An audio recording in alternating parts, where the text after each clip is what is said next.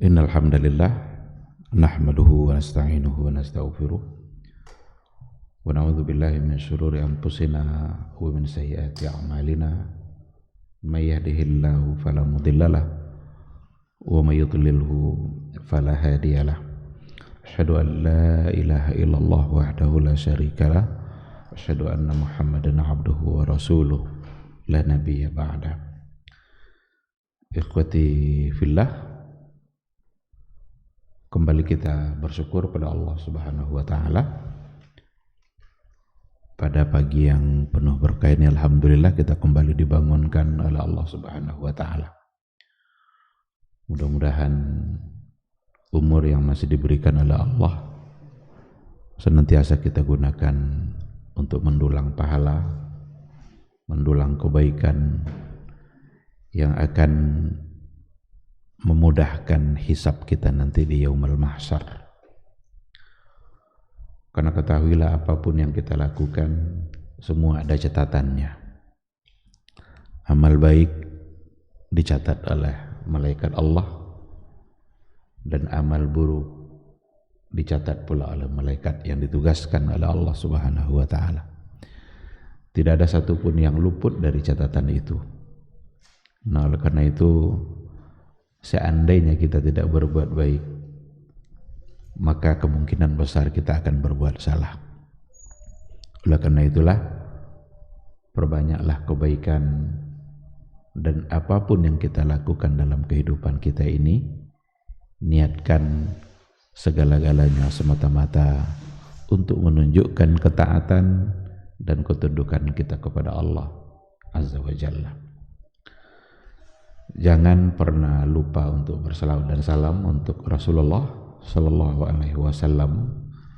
Allahumma salli ala Muhammad wa ala ali Muhammad. Sosok figur yang telah mengorbankan segala-galanya untuk menyampaikan risalatul Islam, sebuah risalah yang memberikan kebahagiaan yang hakiki, sebuah risalah yang akan membawa kita kepada jalan keselamatan. Kebahagiaan itu tidak hanya di dunia, tapi yang lebih penting adalah membawa kepada kebahagiaan kita di akhirat kelak. Barang siapa yang mencoba untuk mencari jalan lain selain dari apa yang sudah diajarkan dan disampaikan oleh Rasulullah sallallahu alaihi wasallam, maka pasti akan tidak diterima, pasti akan ditolak. Tidak hanya sekedar ditolak, di akhirat kelak dia akan menjadi orang yang merugi. Mudah-mudahan kita semua bisa membuktikan cinta kita kepada Rasul, bisa membuktikan rindu kita kepada Rasulullah sallallahu alaihi wasallam, dan dengan demikian mudah-mudahan kita bisa mendapatkan syafaatnya di yaumul mahsyar. Yauma la yanfa'u malun wala banun illa man atallaha biqalbin salim. Ikhwati fillah, a'azani Allahu wa iyyakum. Kembali pada pagi hari ini kita akan melanjutkan kajian tauhid kita. Masih tersisa 2 poin yang berkaitan dengan anwa'ul ibadah, bentuk-bentuk ibadah yang semuanya harus kita serahkan, harus kita lakukan karena Allah Subhanahu wa ta'ala. Pada subuh kemarin yang terakhir yang kita bahas, bentuk ibadah yang harus selalu kita lakukan hanya karena Allah dan untuk Allah, itu adalah al-istighatsah, talabul ghauts, memohon perlindungan, memohon keselamatan pada saat kita mengalami kesusahan atau kesulitan. Tidak ada tempat kita memohon, tidak ada doa yang bisa kita sampaikan kecuali hanya kepada Allah Subhanahu wa ta'ala. Kalau seandainya kita mencoba untuk meminta keselamatan dari selain Allah, dari sesuatu yang memang tidak akan bisa memberikan keselamatan itu, maka akan terjebak kepada perbuatan syirik, dan perbuatan syirik itu adalah perbuatan yang sangat dibenci oleh Allah Subhanahu wa ta'ala. Oleh karena itu, mari sama-sama kita jaga tauhid kita jaga akidah kita agar tidak tercampur sedikit pun dengan unsur-unsur kesyirikan. Yang berikutnya yang masuk dalam kategori anwa'ul ibadah itu adalah az-zabhu. Az-zabhu itu menyembelih hewan. Ada dua istilah untuk menyembelih itu sebenarnya. Yang istilah umum itu adalah az-zabhu. Menyembelih hewan itu diistilahkan dengan az-zabhu. Tapi ada nanti istilah khusus untuk menyembelih onta. Kalau menyembelih onta itu an-nahr. Maka Yauman Nahar, kan hari haji, hari ke-10 itu disebut dengan Yauman Nahar. Kenapa disebut dengan Yauman Nahar? An-Nahar itu artinya ini nih, bagian di bawah leher ini di atas dada, itu namanya nahar. Itu khusus istilah untuk menyembelih onta. Kenapa menyembelih onta dikhususkan istilah itu? Karena berbeda cara penyembelihan onta dengan hewan-hewan yang lain. Kambing, sapi, kerbau itu berbeda. Kalau sapi itu dibaringkan dia, digulingkan dia, dihadapkan dia ke kiblat sebagai menjaga adab, lalu kemudian disembelih. Itu yang zabah. Tapi kalau untuk onta tidak digulingkan. Onta itu biar aja dia berjalan. Yang kadang-kadang dia mungkin entah menghadap ke kiblat entah enggak dalam menjaga adabnya itu. Tapi diupayakan juga. Kemudian saat dia berdiri itu ditusuk bagian lehernya. Ditancapkan pisau itu lalu disayat. Padahal dia dalam keadaan berdiri. Maka nahar, ini arti nahar itu. Yauman nahar, yaumal hajjil akbar. Hari di mana hari itu dimulai masa untuk menyembelih korban. Tetapi ketika dikatakan az-zabhu di sini, itu masuk nanti istilah menyembelih secara umum, di mana penyembelihan itu harus dilakukan niatnya adalah karena Allah atau menyebut nama Allah Subhanahu wa ta'ala.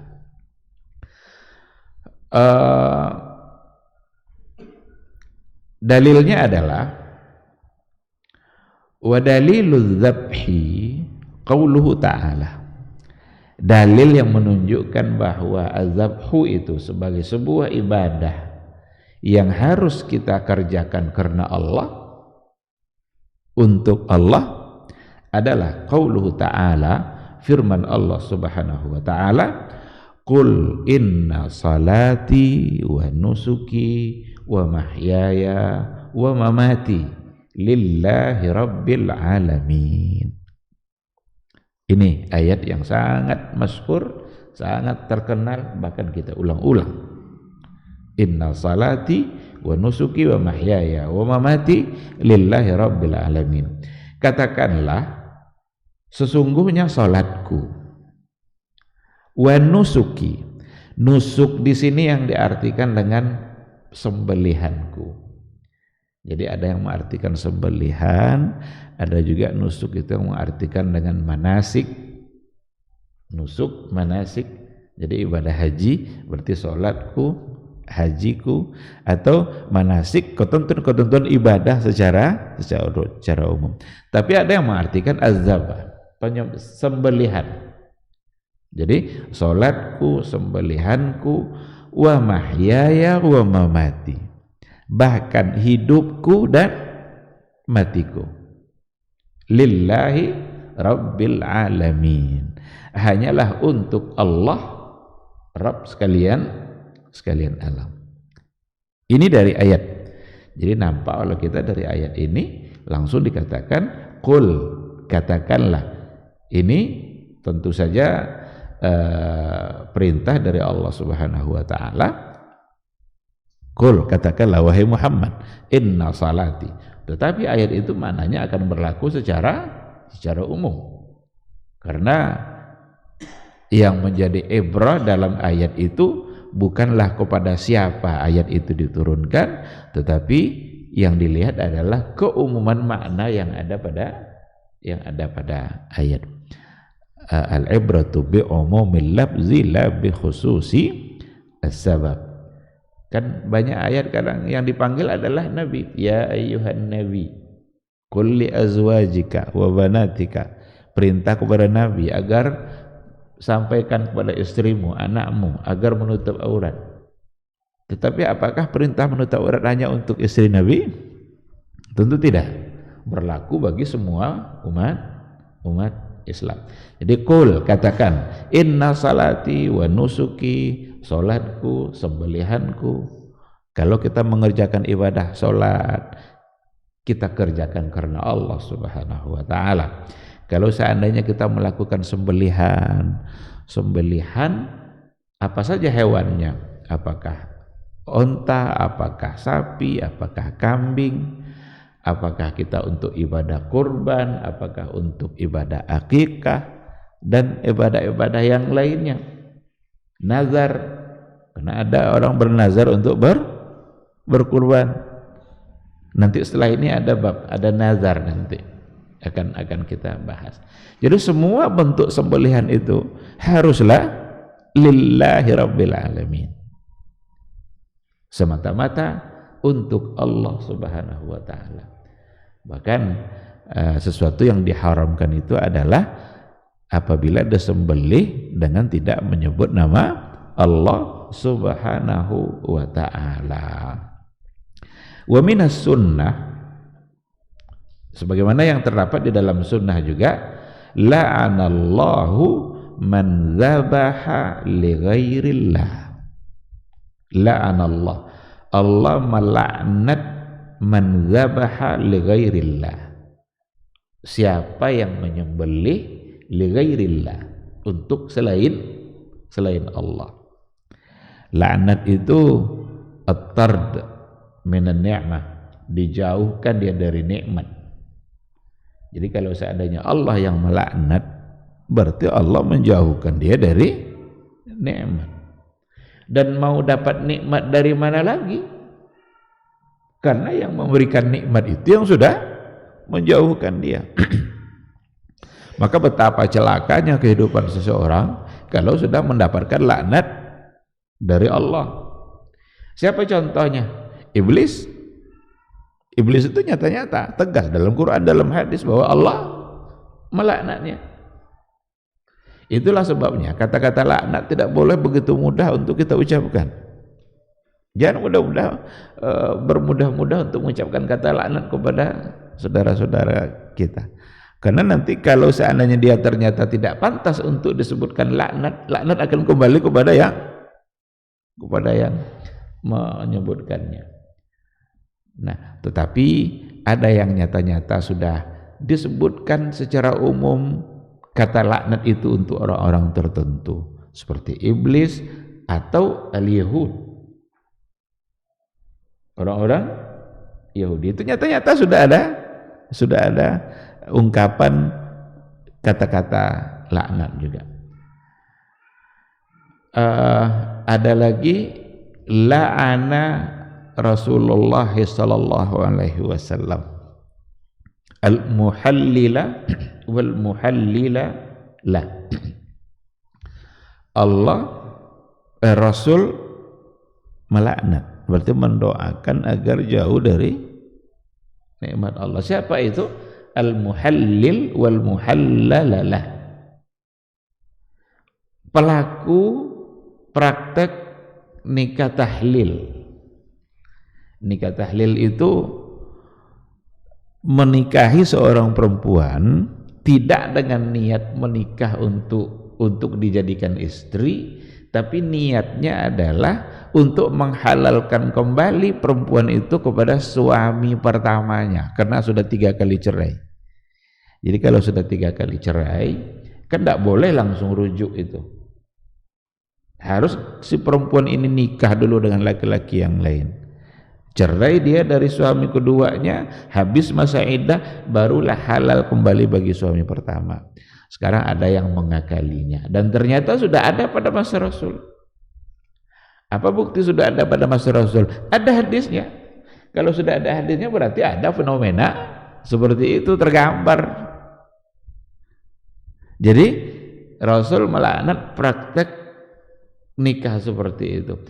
Ada seorang laki-laki, mungkin dia dibayar oleh suami pertamanya, dia meminta agar menikahi mantan istrinya itu, lalu hanya semalam bersama dia, besok dia harus ceraikan kembali. Nah, niat nikah seperti itu sekedar menghalalkan, maka muhallil wal muhallal, dan itu ternyata sesuatu yang tidak boleh karena ada niat yang salah dalam perbuatan yang baik. Nikah kan perbuatan yang baik, tetapi niatnya yang salah. Nah, disinilah perlunya kita memperhatikan niat kita. Perlu kita memperhatikan apa yang ada pada hati kita. Karena niat kita itu, tujuan kita melaksanakan itu nanti berpengaruh pada tindakan-tindakan kita. Kan ada kaidah-kaidah, ada mengatakan al-maqasidu wal ma'ani. Ada maqasid dan ma'ani mu'tabara fit tasarrufat. Itu harus dipertimbangkan, menjadi pertimbangan dalam tindakan-tindakan kita.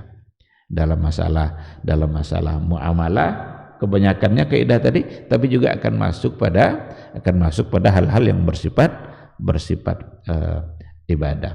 Nah, jadi ada kata, kalau dalam hadis ini kembali kepada hadis kita, la'anallahu man dzabaha li ghairillah. Allah melaknat orang yang menyembelih dengan tujuan bukan untuk Allah Subhanahu wa ta'ala. Kalau dalam ayat hurrimat alaikumul maitatu waddamu walahmul khinzir wa ma uhilla bihi li ghairillah. Allah mengharamkan ada bangkai, ada darah, ada daging babi. Darah itu haram, tak boleh untuk dimakan. Dan wa ma uhilla bihi li ghairillah, dan sesuatu yang disembelih li ghairillah, tidak karena Allah, tidak menyebut nama Allah. Maka dalam sembelihan ada nama Allah yang disebut. Bismillahi Allahu Akbar. Dalam sembelihan kan seperti itu. Bismillahi Allahu Akbar. Pokoknya ibadah kurban, sebutkan nama Allah lalu kemudian disembelih. Ada banyak masalah yang terkait dengan persoalan sembelihan ini kalau kita hubungkan dengan kajian-kajian kontemporer. Bagaimana kalau seandainya sembelihan pakai mesin dan yang disembelih sekali sembelih itu banyak ayam umpamanya. Kalau ada ribuan ekor ayam yang mau disembelih, kalau disembelih satu persatu, oke, bismillah Allahu Akbar, bismillah Allahu Akbar. Sekarang sembelihannya pakai alat, pakai mesin. Gimana cara membaca bismillahnya? Mesin tidak bisa membaca bismillah. Biasanya alat itu kan ada tombol-tombol yang dipencet. Setiap kali pencet gini, maka tersembelihlah sekian puluh ekor sekali pencet. Maka kata ulama kontemporer, setiap kali ia pencet tombol itu baca bismillah. Bawahnya bismillah Allahu Akbar. Lalu alat tadi nanti yang kalau pencet lagi untuk yang kedua, baca lagi bismillah Allahu Akbar. Karena zaman canggih. Zaman semakin canggih, ilmu pengetahuan berkembang. Tidak bisa kita bendung kemajuan ilmu pengetahuan seperti itu. Nah, karena kita tidak bisa bendung, Islam agama terakhir harus mampu memberikan jawaban. Kalau tidak bisa memberikan jawaban, kalau dikatakan nanti tidak halal, jangan-jangan yang kita makan selama ini tidak halal. Karena yang menyembelih mungkin halal. Atau daging impor umpamanya, yang juga kebanyakan mereka sudah menggunakan alat-alat yang canggih dalam sembelihan. Nolak karena itu pada setiap penggunaan alat tadi, meskipun sekali disembelih nanti mungkin puluhan atau oleh satu kali pencet tadi, tapi sebut nama Allah Subhanahu wa ta'ala. Gimana kalau yang mencetnya tidak muslim? Kalau kita tahu, berarti jangan makan. Tapi kalau tidak tahu, kita ini kira-kira kita beli daging di pasar itu kira-kira baca enggak bismillah? Yang jelas kalau di pasar-pasar kita otomatis dia adalah, insya Allah dia adalah muslim. Walaupun tidak menutup kemungkinan mungkin ada yang pedagang yang tidak muslim. Tetapi bisa kita kembali kepada apa yang pernah terjadi pada Aisyah ketika mendapatkan hadiah daging dari seseorang yang Aisyah tidak tahu apakah itu dibacakan nama Allah, disebut nama Allah atau tidak. Lalu kata Rasul, sebut nama Allah pada saat memakannya. Tapi kalau sudah pasti kita bahwa hewan itu disembelih tidak menyebut nama Allah, jangan makan. Atau kalau pasti hewan itu disembelih untuk sesembahan, berarti tujuannya bukan untuk Allah Subhanahu wa ta'ala. Kan banyak itu kejadian-kejadian, peristiwa atau tradisi-tradisi dengan menyembelih hewan lalu kemudian kepalanya mau disumbangkan ke laut mana atau mau dilemparkan mungkin ke kaki bukit mana agar selamat dari ancaman-ancaman bencana. Kan banyak orang yang kurang menggunakan akalnya tanpa menyadari bahwa itu perbuatan yang syirik. Kalau dikasih tahu kadang tidak pula mau dikasih tahu, tidak pula mau meyakini kalau itu adalah syirik dan alasan itu sebuah tradisi atau kearifan lokal. Jangan sampai kearifan lokal merusak agama kita. Mau kearifan lokal mau apa, asal itu syirik, sebagai umat Islam maka wajib untuk meninggalkan. Kecuali kalau yang melakukan tidak muslim, itu tidak ada urusan kita, karena dia sendiri tidak percaya sama Allah. Tapi ketika ada satu komunitas dan mereka muslim lalu melakukan praktek seperti itu, maka perlu untuk diberitahukan bahwa itu perbuatan yang salah. Karena dzabhu itu hanyalah lillah, menyembelih itu hanyalah untuk Allah Subhanahu wa ta'ala. Ikhwati fillah, itu dari hadis yang sebelumnya tadi dari ayat. Jadi nampak oleh kita bahwa menyembelih itu sebagai sebuah ibadah. Kalau sebagai sebuah ibadah berarti sesuatu yang dicintai oleh Allah Subhanahu wa ta'ala untuk kita lakukan. Dan sesuatu yang dicintai oleh Allah untuk kita lakukan, maka lakukanlah hanya karena Allah Subhanahu wa ta'ala. Sangat tidak pantas kalau seandainya hewan itu disembelih bukan atas nama Allah. Kenapa tidak pantas? Yang memberi nyawa hewan itu siapa? Allah. Kalau hewan itu makan rumput, yang menumbuhkan rumput siapa? Allah. Kalau hewan itu haus, minum dia, ada air yang diminumnya. Air siapa yang memberikan? Allah.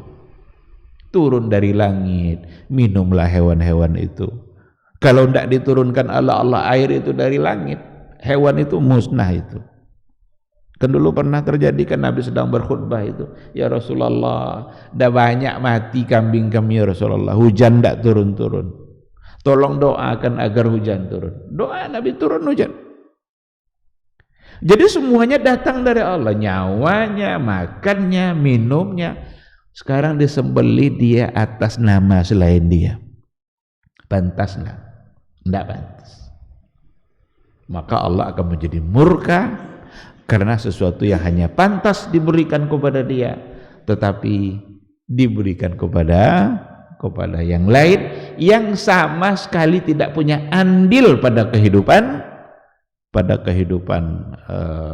hewan yang disembelih. Nah, itu sebabnya kenapa kita harus menyembelih atas nama Allah dan menyembelih itu sebagai sebuah ibadah. Jadi menyembelih itu iraqatud dab itu sebagai ibadah. Kurban umpamanya. Yang menjadi kurban itu, yang menjadi ibadah itu menumpahkan darah itu atas nama Allah. Itu yang ibadah. Maka kalau seandainya ada usulan umpamanya begini. Bagaimana kalau hewan kurban itu tidak disembelih, tapi harganya aja yang dibagi-bagi?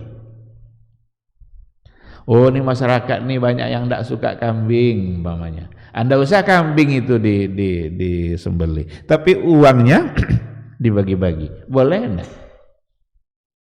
Enggak boleh, enggak menyembelih namanya, membagi-bagi uang tidak menyembelih.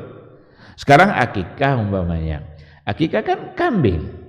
Rasul bilang harus pakai kambing karena itu selamanya yang dilakukan. Kalau sudah ditetapkan jenisnya oleh Rasul, itu yang harus kita taati. Bolehkah ayam? Tidak boleh. Beli ayam sejumlah harga kambing, boleh enggak? Tidak bisa. Karena kata Rasul kambing. Sekarang tidak, kambing itu yang disembelih, tapi uang seharga kambing itu dibagi-bagikan di hari akikah. Ini tidak ada kambing nih, nah. Tidak ada kambing yang mau dibagi-bagi, cuma uang aja dibagi-bagi. Sudah disebut akikah belum? Belum, karena yang akikahnya itu adalah menyembelih. Tetapi memberikan uang untuk dimanfaatkan orang lain itu baik, cuma tidak akan disebut sebagai akikah, tidak akan disebut sebagai korban nanti. Nah, jadi az-zabhu itu sebagai sebuah ibadah. Kalau dia ibadah, berarti ada tata cara yang diajarkan, ada hal-hal yang apa namanya, yang sudah diatur oleh Rasulullah SAW. Bagaimana menyembelihnya, apa kemudian adab-adab yang perlu untuk dipatuhi. Nah, ini untuk poin az-zabhu. Di sini diberikan diberikan beberapa penjelasan. Meskipun demikian, nanti ada tujuan-tujuan orang untuk menyembelih. Tujuan itu dibolehkan dengan tetap menyebut nama Allah. Ada nanti meskipun orang sebut nanti nama Allah, Bismillahirrahmanirrahim, Allahu Akbar, tapi tujuannya untuk sesuatu yang syirik umpamanya, tidak bisa. Tujuannya untuk seperti yang tadi itu, sesajian, sesembahan, walaupun dengan menyebut nama Allah. Tapi ada tujuan-tujuan. Apa contohnya? Nah, di sini disebutkan beberapa bentuk. Yang pertama, penyembelihan yang dilakukan sebagai ibadah yang ditujukan untuk mengagungkan sesuatu atau untuk merendahkan diri kita dan mendekatkan diri kita kepada sesuatu itu. Ini yang semata-mata harus untuk Allah Subhanahu wa ta'ala. Tidak boleh, karena kita mengagungkan dan merendahkan diri kita pada saat yang sama. Maka ketika kita menyembelih, yang kita agungkan adalah Allah Subhanahu wa ta'ala. Kalau kita nanti mengagungkan yang lain, mengagungkan makhluk gaib, kemudian takut kita kepada ancaman-ancaman makhluk lain itu, maka itu kita sembelih, kita hadiahkan nanti kepalanya, atau dagingnya kita lemparkan ke pantai mana, itu akan menjadi sebuah kesalahan. Itu tujuan. Dalilnya yang tadi itu, qul inna salati wa nusuki wa mahyaya wa mamati lillahi rabbil alamin la syarikalah. Jadi penekanan ada pada kata la syarikalah, setelah Allah juga menyebutkan lillahi rabbil alamin. Lillah la syarikalah. Berarti semata-mata untuk Allah, tidak ada satu bentuk syirik dan penserikatan apapun. Baik dalam sholat kita maupun dalam sembelihan, bahkan hidup dan mati kita secara keseluruhan hanyalah untuk Allah. Hidup dan mati ini apa maksudnya? Dalam kehidupan kita ada banyak hal yang kita lakukan. Maka apapun yang kita lakukan itu semuanya harus lillah. Apapun yang kita lakukan, mungkin untuk urusan-urusan dunia kita, mungkin dalam pekerjaan-pekerjaan keseharian kita, agar semua apa yang kita lakukan itu bisa menjadi baik, maka semuanya harus kita lakukan lillahi rabbil alamin. Seorang suami pagi-pagi berangkat untuk bekerja mencari nafkah, lillahi rabbil alamin. Niatkan itu karena Allah Subhanahu wa taala. Bahkan mati kita hanya kita serahkan kepada Allah Subhanahu wa taala. Itu yang pertama. Yang kedua, penyembelihan yang dilaksanakan sebagai tujuan untuk memuliakan tamu. Nah, ini tidak ada masalah karena agama memang menyuruh kita untuk memuliakan tamu. Sebut nama Allah, bismillah ya Allahu akbar, tapi tujuannya adalah untuk memuliakan tamu. Dalam hadis dikatakan, man kana yu'minu billahi wal yaumil akhir falyukrim dhaifahu. Barang siapa yang beriman kepada Allah dan hari akhir, maka hendaklah dia memuliakan tamunya. Dulu Nabi Ibrahim kan dalam Al-Quran itu diceritakan ketika dia didatangi oleh tamu dan ternyata tamu itu adalah malaikat. Lalu Nabi Ibrahim menyembelih hewan. Nabi Ibrahim itu terkenal orang yang sangat pemurah. Satu orang tamu disembelih satu ekor kambing. Satu orang tamu satu ekor kambing. Sampai pada akhirnya dia diuji untuk menyembelih anaknya yang bernama Ismail. Datanglah tamu tadi, sembelih kambing lalu disadarkan. Ternyata tamu itu tidak menyentuh sedikit pun hidangan yang disediakan oleh Nabi Ibrahim. Baru dia katakan, jangan takut, kami ini adalah utusan Allah untuk memberitahukan bahwa kamu akan mendapatkan anak. Ada namanya Ismail, nanti setelah Ismail ada yang akan mendapatkan Ishak. Nah, maka kalau tujuannya untuk itu tidak mengapa. Sebut nama Allah lalu punya tujuan. Nah, bahkan ada tujuan-tujuan seperti untuk diperjualbelikan. Yang namanya sembelihan, meskipun tujuannya nanti untuk diperjualbelikan, itu kan untuk keuntungan dia akan mendapatkan untung karena dijual nanti. Kalau harga 1.500.000, dia ingin mendapatkan untung nanti mungkin yang akan dia dapatkannya menjadi 2 juta umpamanya. Tidak apa-apa, silakan, itu tujuan seperti itu. Tapi sekali lagi adalah dengan menyebut nama Allah Subhanahu wa taala.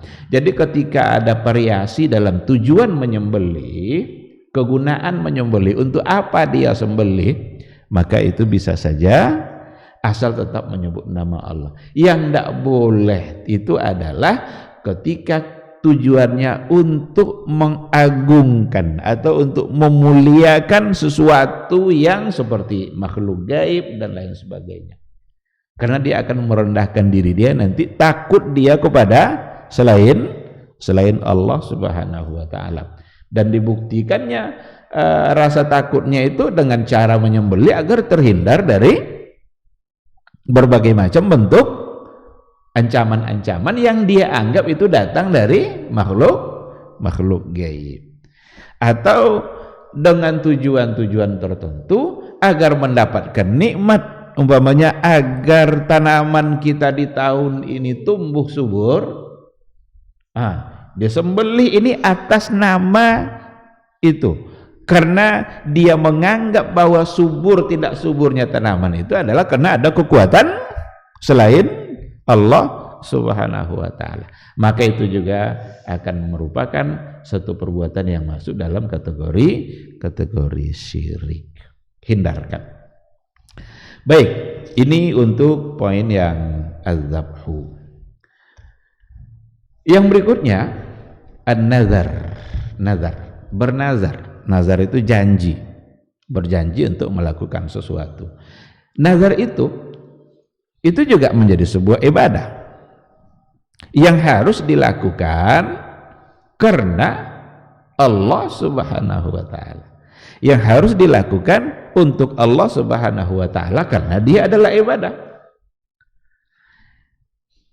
Dikatakan oleh muallif, wa dalilun nazri, dalil yang menunjukkan bahwa nazar itu harus memang dilakukan karena Allah, qauluhu ta'ala, yufuna bin nazri wa yakhafuna yawman kana syarruhu mustatira.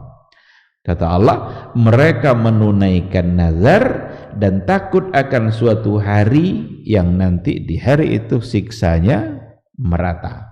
Mustatira. Kana syarruhu mustatira. Siksanya merata di mana-mana.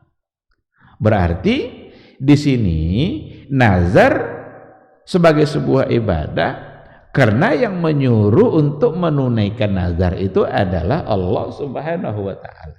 Ini nanti kata nazar, janji, itu dalam penjelasannya oleh para ulama itu bisa ada pada dua hal. Yang pertama, berjanji untuk melakukan kewajiban. Berjanji untuk melakukan kewajiban. Ini sebenarnya tidak perlu disebut nazar sebenarnya. Tetapi istilah nazar di dalam nas-nas yang ada itu bisa masuk ke situ. Wa yufuna bin nazri. Karena bukankah kita sudah berjanji kepada Allah bahwa kita akan menjadi orang yang taat, orang yang mengikuti perintahnya. Berjanji untuk sholat zuhur, berjanji untuk berzakat kalau seandainya nanti dia sudah sampai nisabnya.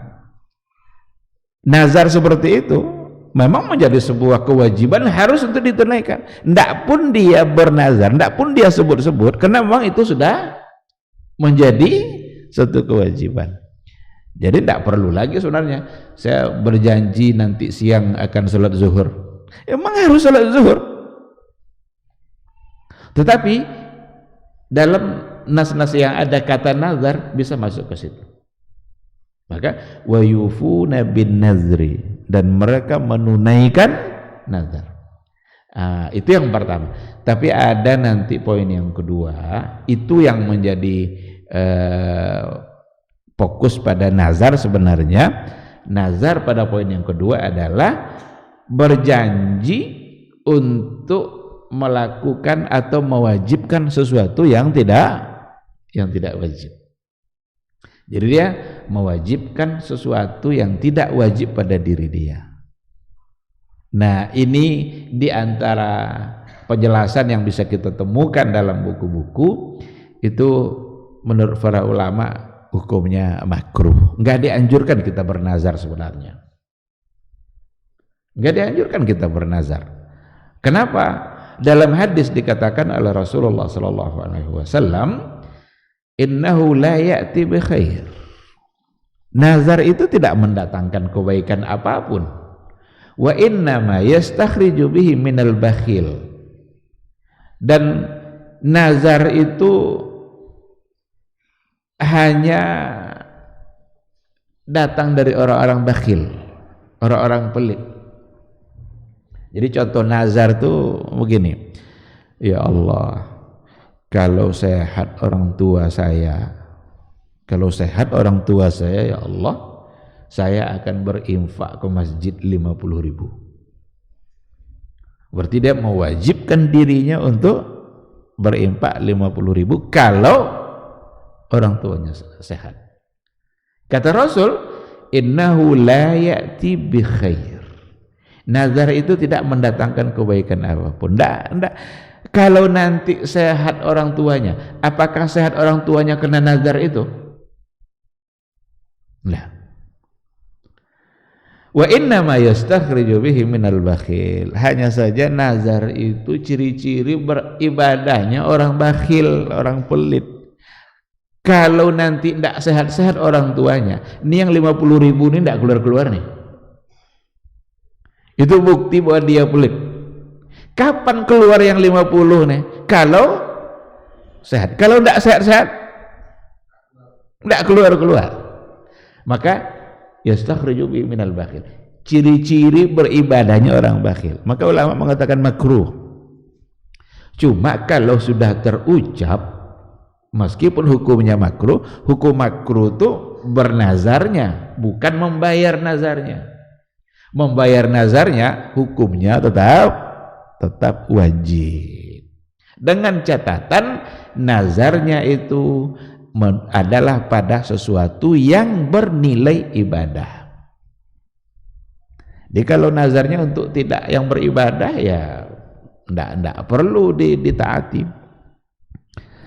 Bernazar dia tidak makan 3 hari, buat apa? Itu namanya menyiksa diri. Kalau sehat orang tua saya nih, saya bawa jalan-jalan ke Cina umpamanya. Buat apa? Jangan sampai sana dapat dosa. Sehat dapat dosa. Tapi kalau sehat dia, saya bawa umroh. Itu kan ibadah. Kalau untuk ibadah wajib laksanakan.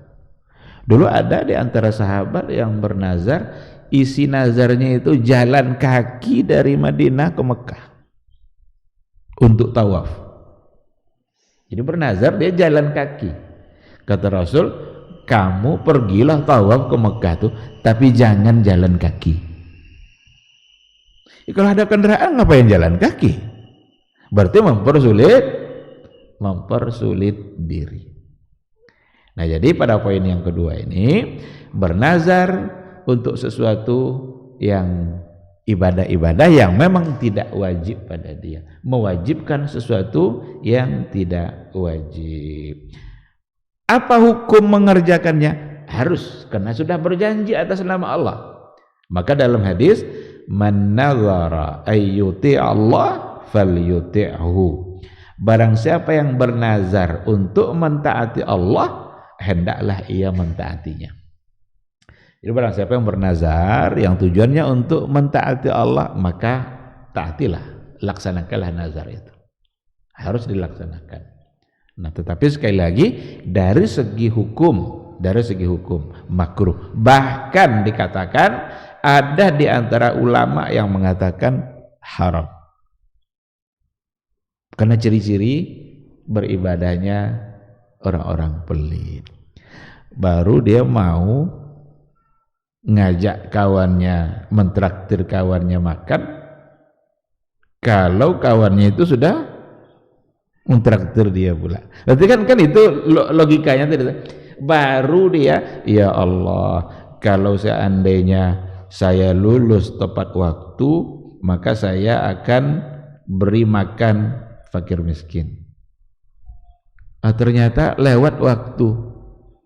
Udah sampai waktu harusnya lulus tapi belum juga. Berarti kan tidak jadi nih, tidak jadi keluar nih. Memberi makan fakir miskin ini kan tidak jadi. Baru dia berbuat baik ketika Allah berbuat baik pada dia.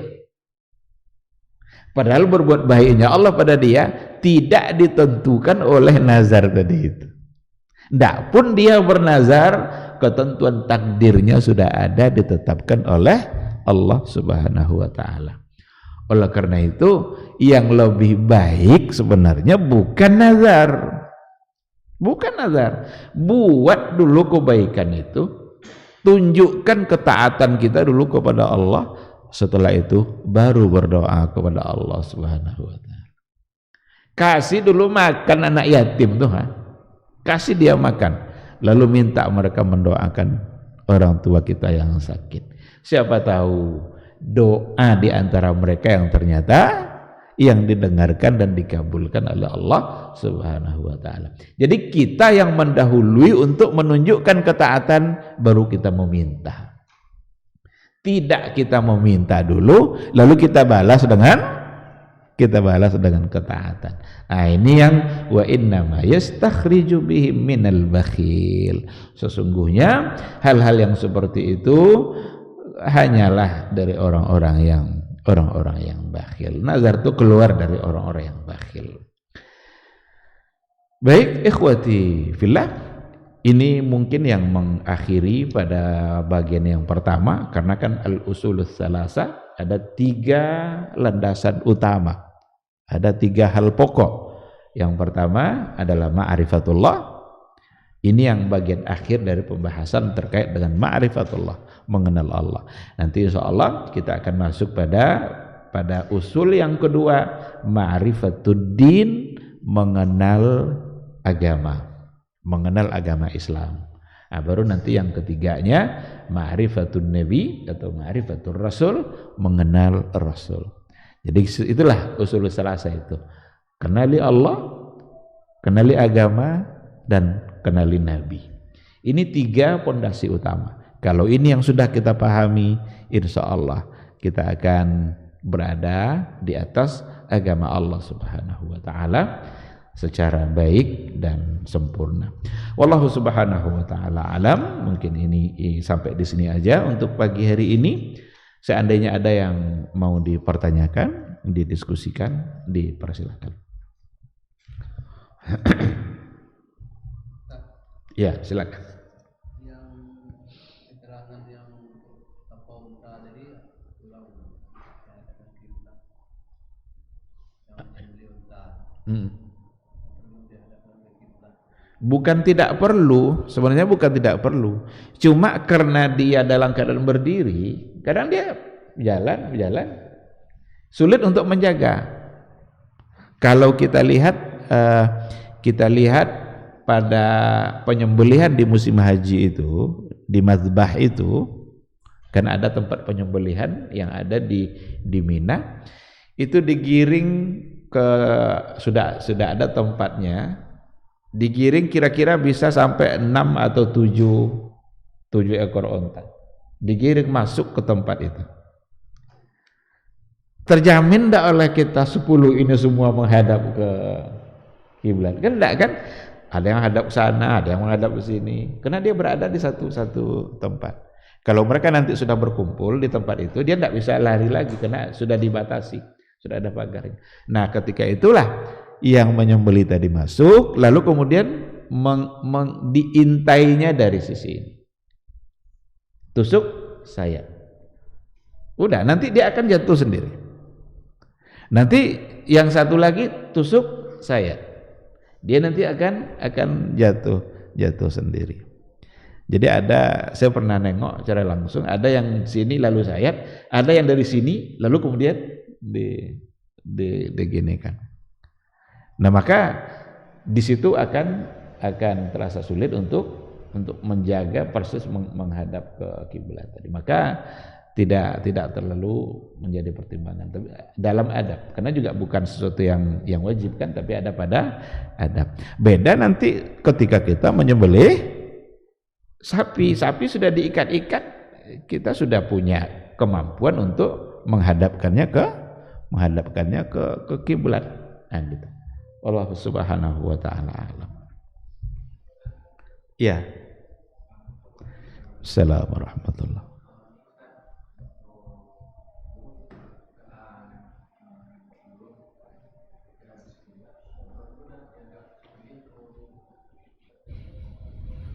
Iya. Itu juga bagian dari permasalahan yang dibahas oleh para ulama. Kalau ada orang yang ahli dalam tembak-menembak, benar-benar ahli itu maksudnya diintai leher, kena leher, bukan nanti diintai leher kena kaki ya. Itu sembelihan yang dari tembakan seperti itu, dengan cara itu bisa sah. Jadi sebelum dia tembak itu dia baca bismillah, Allahu Akbar, lalu dia tembak, jatuh burungnya, jatuh hewan yang ditembak tadi, lalu dia mati oleh tembakan itu. Harus yakin mati oleh tembakan. Rusa umpamanya, rusa kan lari dia, sekarang ditembak dia, kena umpamanya, mati dia, maka itu bisa menjadi sah. Tetapi di sini ada pembahasan oleh para ulama. Jangan ada sesuatu yang membuat kita ragu bahwa matinya bukan oleh tembakan. Contoh, dia tembak burung yang memang halal untuk dimakan, ditembak, jatuh burung itu di atas air, jatuh di atas air, oleh para ulama jangan makan. Kenapa demikian? Dikhawatirkan matinya bukan oleh tembakan tapi tenggelam, maka dia bangkai. Atau jatuh burung itu, dikejarnya, nampak oleh dia di situ anjing yang mulutnya berlumuran darah. Jangan-jangan matinya bukan karena tembakan tapi karena gigitan anjing. Nah, itu ada dalam buku fikih itu. Nah, oleh karena itu jangan sampai ada nanti sesuatu yang membuat kita ragu bahwa matinya bukan karena tembakan. Tapi kalau memang karena tembakan itu, maka bisa halal, bisa sah. Wallahu a'lam. Ada lagi?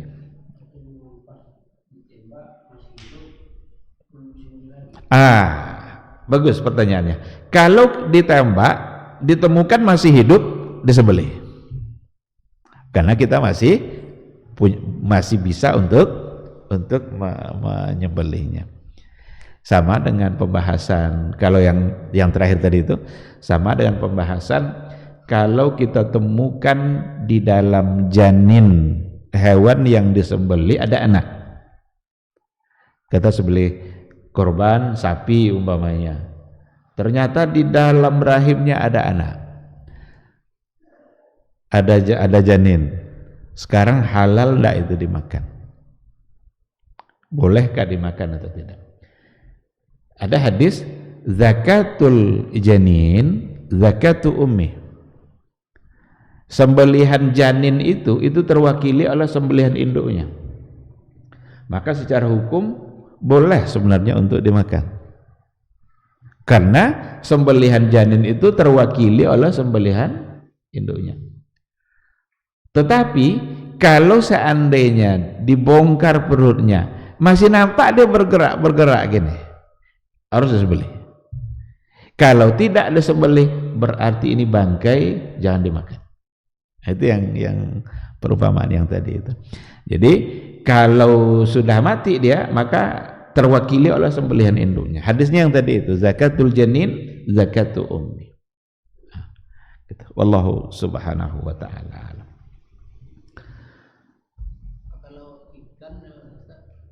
Kalau ikan tidak perlu disembelih. Ikan, bahkan kan ada hadis kan, ada di antara yang halal langsung yang halal tanpa disembelih, ikan dan belalang. Ikan dan belalang. Jadi dapat belalang disembelih enggak? Ikan nanti ikan pas di pasar karena masih hidup dia dalam air, sampai di rumah dia sudah mati kan? Nah, jangan dibuang. Itu boleh dimakan karena ikan memang tidak perlu untuk disembelih. Wallahu a'lam. Baik, saya kira itu. Kalau tidak ada lagi yang mau dipertanyakan, kita cukupkan sampai di sini. Mudah-mudahan majelis kita diridhai oleh Allah Subhanahu wa taala, dan mudah-mudahan kita semua selalu diberikan kesehatan dan semangat untuk menuntut ilmu serta semangat untuk mengamalkan ilmu yang kita dapatkan. Amin amin ya rabbal alamin. Subhanakallahumma wa bihamdika asyhadu an la ilaha illa anta astaghfiruka wa atubu ilaik. Wassalamualaikum warahmatullahi wabarakatuh.